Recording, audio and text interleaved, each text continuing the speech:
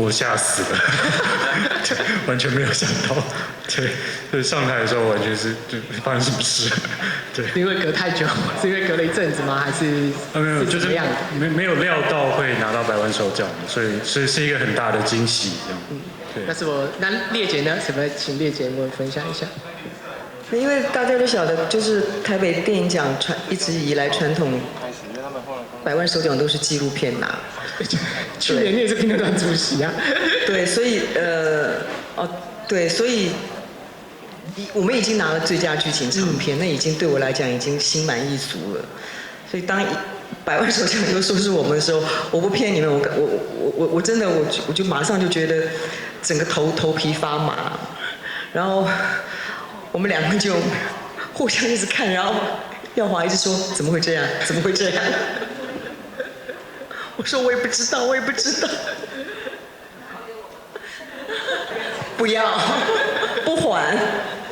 那耀华姐呢？你是确实是内心是有一种怎么会这样的？因为我一直在讲怎么办，现在怎么办啊？对，我一直在讲怎么办，因为我真的完全意料之外。对，就是真的很感谢，就是其实现在还有一点 shock， 其实从王静开始就有一点 shock， 一直到。其实我们真的从王静得奖开始。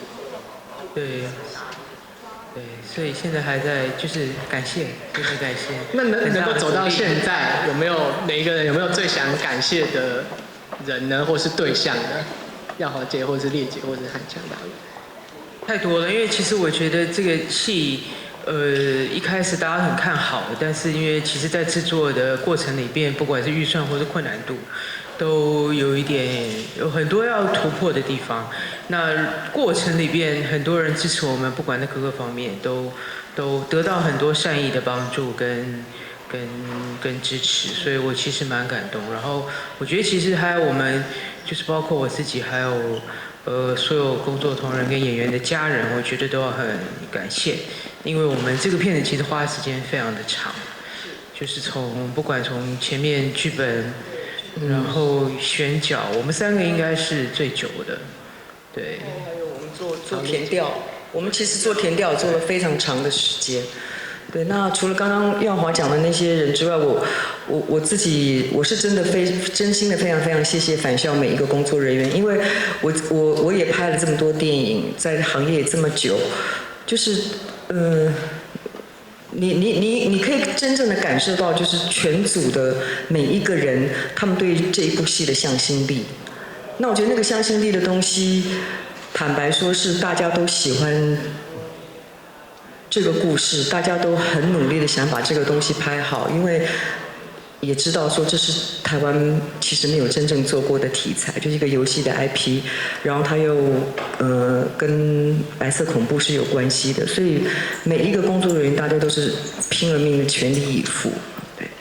好，那最后也请汉强导演，你有没有特别想要分享或者特别想要感谢的对象？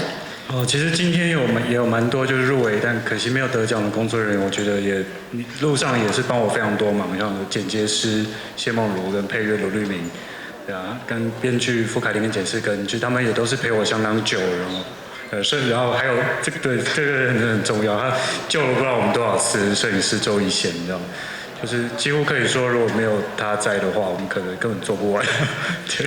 好的，谢谢烈姐，谢谢耀华姐，谢谢导演，也恭喜返校拿下今年台北电影奖百万首奖。好，那我们先请。